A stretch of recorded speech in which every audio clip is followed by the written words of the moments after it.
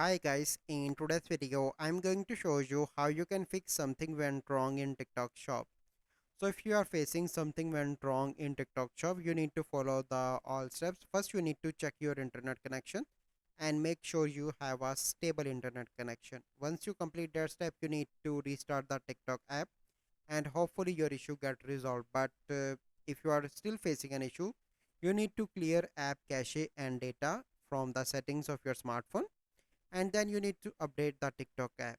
Once you done that, you need to reinstall the TikTok app by deleting, and hopefully it will solve your issue. But if you are still facing, you need to check TikTok server status from downdetector.com, and if TikTok server is down, you need to wait for few hours. And if your VPN is enabled, you need to disable your VPN or proxy, and you need to check the app permissions as well and make sure all necessary permissions are allowed to the TikTok.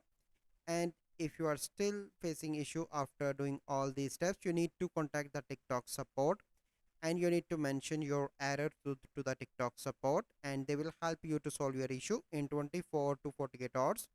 But if you try all, you need to wait, and you need to try to access TikTok shop after few hours, and hopefully by applying all these steps your issue get resolved.